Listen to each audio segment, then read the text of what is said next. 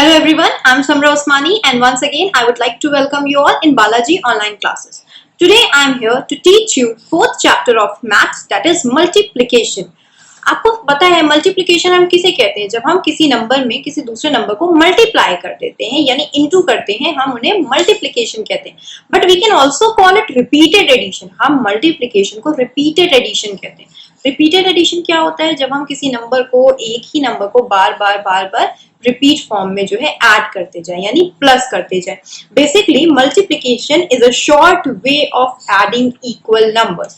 Basically multiplication जो होता है वो आपका सबसे शॉर्ट वे यानी सबसे छोटा तरीका होता है इक्वल नंबर्स को आपस में प्लस करने का यानी आपस में ऐड करने का. ठीक. So now I'm going to, in this chapter, I'm going to teach you 2 or 3 topics which are very important. So let's begin the chapter. Okay, as I told you that we can also call it repeated addition. So अब हम repeated addition बोल रहे हैं, ये कैसे है मैं आपको दिखाती हूँ. For example, आप मान लो कि यहाँ पे मेरे पास snowmans हैं, ठीक है, या मान लीजिए मेरे पास आइसक्रीम है, 3 ice creams. I have total 12 ice cream जिनको मैंने 3 के ग्रुप में डिवाइड किया. 1 2 3. Okay, then 1 2 1 2 and 3, then 1 2 3, the last one is 1 2 and 3. Okay, मैंने टोटल जो है 12 आइसक्रीम्स है मेरे पास और मैंने उनको कितने ग्रुप में डिवाइड कर लिया है? 4 ग्रुप में डिवाइड किया है. ओके, सो बेसिकली हम इसे लिख कैसे सकते हैं मैं आपको बताती हूँ.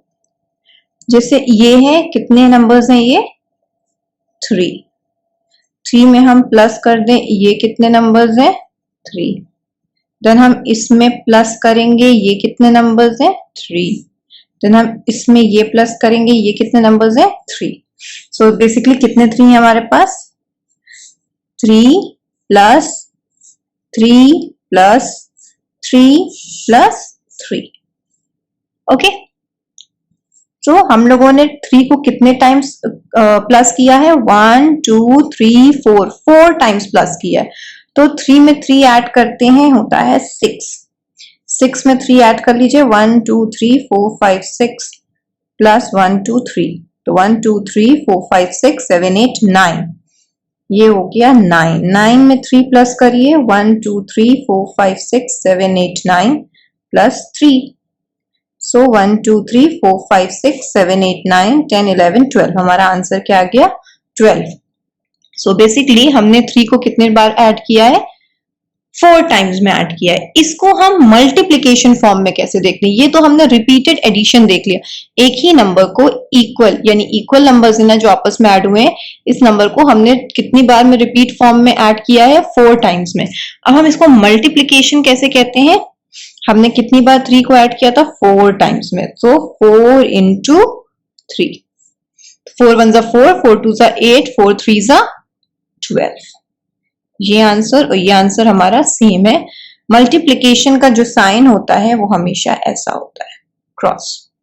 Okay, so now I hope you understand कि हम मल्टीप्लिकेशन को रिपीटेड एडिशन क्यों बोलते हैं. Come to the next topic, rules of multiplication, which is given on page number 71 in your book. Okay, so let's start. Rules of multiplication. Multiplication के rules क्या होते हैं जो हमें फॉलो रखने हैं यानी हमको ध्यान में रखना है जब भी हम मल्टीप्लाई करते हैं. Okay, first rule, when any number is multiplied by 0, the answer is always 0. जब भी कोई नंबर 0 से मल्टीप्लाई होता है, जब भी कोई नंबर 0 से मल्टीप्लाई होता है तो आंसर हमेशा हमारा 0 ही आता है. ठीक, ये रूल याद रखिएगा. जब भी हम किसी नंबर को 0 से मल्टीप्लाई करते हैं तो आंसर हमेशा 0 होता है. ये है rule number 1. Now rule number 2, like addition, 2 numbers multiplied in any order give the same answer. जैसे आपने एडिशन में पढ़ा था ना कि हम नंबर्स को किसी भी ऑर्डर में प्लस करें हमारा आंसर सेम होता है. सिमिलरली विद मल्टीप्लीकेशन, मल्टीप्लीकेशन में भी ऐसा है, आप टू नंबर्स को किसी भी ऑर्डर में मल्टीप्लाई करो, आपका आंसर सेम होगा। कैसे? फॉर एग्जाम्पल मैं लिखूं 2 into 3, यानी 2 3 जा, तो 2 1 जा 2, 2 2 जा 4, 2 3 जा 6। अब मैं इसको उल्टा कर दूं, 3 मल्टीप्लाई बाय 2, तो 3 1 जा 3, 3 2 जा 6, हमारा आंसर सेम होता है। जैसे कि हम एडिशन में करते थे, हम किसी भी नंबर को ऐड करते थे, हमारा आंसर सेम आता था, हम किसी भी ऑर्डर में ऐड करें। मल्टीप्लीकेशन में भी ऐसा ही होता है, हम किसी भी ऑर्डर में नंबर्स को मल्टीप्लाई करें, हमारा आंसर हमेशा सेम होता है।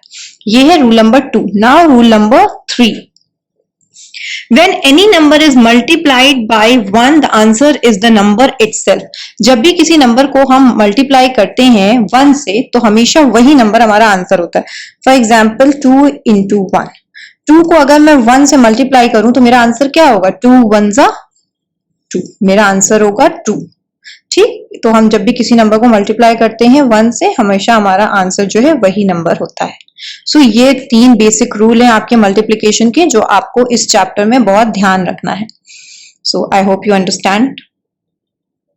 On page number 73, 74 and 75 tables आपको दिए गए हैं। Kindly learn all the tables till table number 20। It's very important, क्योंकि अगर जब तक आपको टेबल लर्न नहीं होगा, हम मल्टीप्लिकेशन नहीं कर पाएंगे। So please learn all the tables from 2 to 20। Okay, तो the next topic is multiplication on the number line.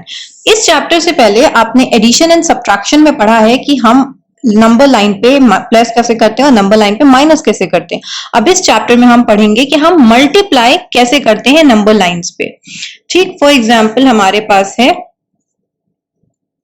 जैसे कि मैंने पहले लिया था 3 + 3 + 3 + 3, तो मैंने यहाँ पे 3 को कितने टाइम्स ऐड किया है? 4 टाइम्स, तो दैट मीन्स 4 into 3। ओके, अब हम नंबर लाइन पे कैसे करेंगे इसको? सबसे पहले हमें ये वाला 3 देखना है, तो हम स्टार्ट करते हैं 0 to 3। अब हमको देखना है ये वाला, ये फर्स्ट 3 हो गया हमारा। अब हम सेकेंड 3 स्टार्ट करेंगे, 3 to 6, ये हमारा सेकेंड 3 है। हम अपना थर्ड 3 देखते हैं, 9, एंड हम अपना लास्ट 3। सो हमारा लास्ट 3 कहां पे आया? 12 पर। उससे पहले 9 पर आया था, देन 6 पे, देन 3 पे। ओके, सो इट मीन्स हमारा आंसर क्या है? 12। और 4 की टेबल भी आप पढ़ लें, 4 1 जा 4, 4 2 जा 8, 4 3 जा 12। सो जब भी आप नंबर लाइन पे मल्टीप्लिकेशन करेंगे, हमेशा इसी मेथड से करेंगे जैसे मैंने आपको अभी बताया है। सो बाकी जितने भी क्वेश्चंस है विच is given on page number 78, ये आप खुद से सॉल्व करेंगे, एंड आफ्टर दैट जब आप सॉल्व कर लेंगे, देन पीडीएफ से आप अपना आंसर्स चेक कर सकते हैं। कॉपी मत करिएगा। Okay okay, so the next topic is multiplication without carry over. Multiplication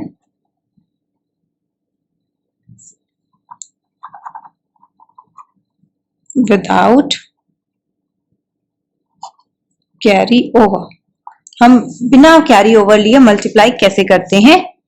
so I am going to solve some number 2 of question number 3 which is given on page number 81। हमने यहाँ पे लिखा 1s, then 10s, then 3 3, इसको multiply का sign हमेशा ऐसे होता है, then 3। सो हम सॉल्व कर लेंगे। 3 3 जा 3 1 जा 3, 3 2 जा 8, 3 3 जा 9, नेक्स्ट 3 3 1 जा 3, 3 2 जा 6, 3 3 जा 9। सो आपने देखा, हमने जो ये सम सॉल्व किया, हमने इसमें कैरी ओवर नहीं किया। विदाउट कैरी ओवर हमने ये सम, ये मल्टीप्लिकेशन किया है।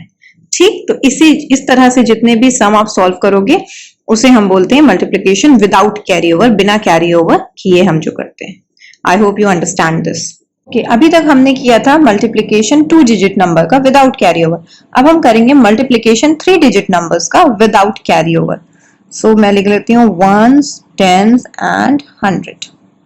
ओके, अब स्टार्ट करते हैं। I am going to solve some number 2 of question number 4 which is given on page number 82।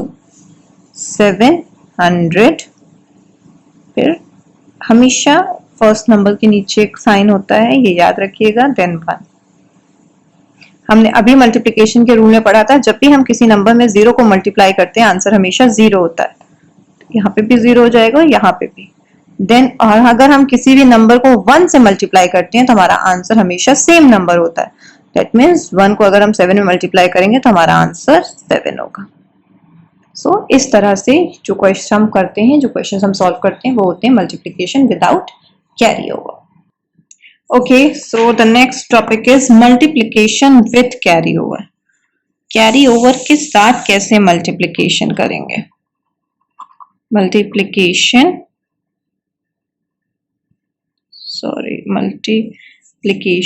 with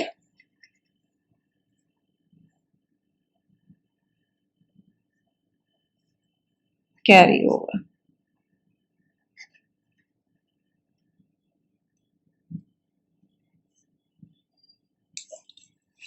okay, so now अब हम मल्टीप्लाई करेंगे विथ कैरी ओवर के साथ। So I am going to solve some number 1 of question number 1 which is given on page number 84. So ones and tens, 1 3 into 6। सबसे पहले हम once को solve करेंगे तो पहले 6 में 3 मल्टीप्लाई होगा। 6 1 जा 6, 6 2 जा 12, 6 3 जा 18। हमारे पास आंसर आया 18। तो हमको मालूम है जो 18 है उसका 1 यहाँ होगा, देन जो 1 होगा वो कैरी ओवर हो जाएगा टेंस पे। देन हम सबसे पहले 6 में 1 को मल्टीप्लाई करेंगे। 6 1 जा 6, 6 1 जा 6, फिर 6 में जो नंबर कैरी ओवर है उसको हम ऐड कर देंगे तो 6 + 1 7। ये आ जाएगा हमारा आंसर। सो इस तरह से जो सम आप कैलकुलेट करते हैं, जो क्वेश्चंस आप सॉल्व करते हैं, उन्हें हम बोलते हैं मल्टीप्लिकेशन विथ कैरी ओवर। अब हमने 2 डिजिट नंबर किया है, now we are going to multiply 3 digit numbers. हम 3 डिजिट नंबर्स मल्टीप्लाई करेंगे, ones, tens and 100. I'm going to solve sum number 1 of question number 2 which is given on page number 85. So 214 into 3। 3 को सबसे पहले 4 से multiply करेंगे। 3 1 जा 3, 3 2 जा 6, 3 3 जा 9, 3 4 जा 12। 12 है तो 2 यहाँ पे और 1 हम कहाँ कैरी करेंगे? टेंस पे हम कैरी कर देंगे। फिर हम 3 का टेबल 1 टाइम में पढ़िए। 3 1 जा 3, 3 में ये 1 ऐड कर दीजिए 4 एंड 3 2 जा 6। सो इस तरह से जो क्वेश्चंस होते हैं जिनमें हम नंबर्स कैरी ओवर करते हैं टेंस पे या 100 पे, उन्हें हम बोलते हैं multiplication with carry over. I hope you understand this. Okay, so now the next one is, which is very important, is word problems. Okay, so now in this topic, basically I'm going to solve question number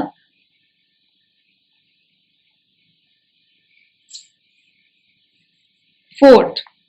Question number 4 for you. मैं आज first नहीं कर रही हूँ, मैं random question solve कर रही हूँ which is given on page number 86। There are 7 days in a week, find the number of days in 123 weeks। हमको सबको पता है कि 1 वीक में हमारे पास 7 डेज होते हैं। हमसे पूछा है उन्होंने कि अगर 1 वीक में हमारे पास 7 डेज होते हैं तो 123 वीक्स में हमारे पास कितने डेज होंगे। सो हमें ये कैलकुलेट करना है। सबसे पहले हम क्वेश्चन नोट कर देते हैं। 4th क्वेश्चन है हमारा, first word and last dash dash dash। okay, so now सबसे पहले हम लिखेंगे number of days in a week। 1 week में कितने numbers days होते हैं हमारे पास? 7। the next one is number of days in 123 weeks। 123 weeks में कितने डेज हैं हमारे पास? So now we can calculate 123 into 7। 7 का टेबल सबसे पहले हम किस में नंबर में देंगे? 3 में। 7 1 जा 7, 7 2 जा 14, 7 3 जा 21। सो 1 यहाँ पे होगा और 2 टेंस पे कैरी ओवर हो जाएगा। फिर 7 1 जा 7, 7 2 जा 14। 14 में हम 2 ऐड कर लेंगे तो 14 में 2 ऐड किया तो 15 एंड 16, यानी हमारा आंसर आया 16। सो हम फिर 6 यहाँ पे लिखेंगे एंड 1 यहाँ पे 100 पे कैरी ओवर करेंगे। 7 1 जा 7, 7 1 जा 7, तो 7 + 1 8। So how many days are there in 123 weeks? 861 days. 123 weeks में 861 days होते हैं। I hope you understand this. Okay, so now on page number 87 and 88 आपको एक्सरसाइज दी हुई है टू चेक योर अंडरस्टैंडिंग। आप यह एक्सरसाइज खुद से करेंगे, कोई भी आंसर्स आप पीडीएफ से कॉपी नहीं करेंगे, पहले आप सॉल्व कर लेना, देन अपना आंसर्स आप चेक कर सकते हैं। ओके, सो एंड अगर कोई भी प्रॉब्लम होगी तो you can ask me, I will clear your doubts. So I hope you understand this, और इसी मेथड से आपके जितने भी बाकी के वर्ड प्रॉब्लम्स हैं आप उन्हें सॉल्व करेंगे। So now this is it for today. I hope you understand this chapter, and if you have any query, any confusion related to this chapter, you can ask me questions in the live class when we will meet. Okay, so all the notes, all the solution related to this chapter will be uploaded on School Mitra. Kindly download the PDF from there and do your work properly. Till then, take care of yourself, stay happy, stay safe. Thank you.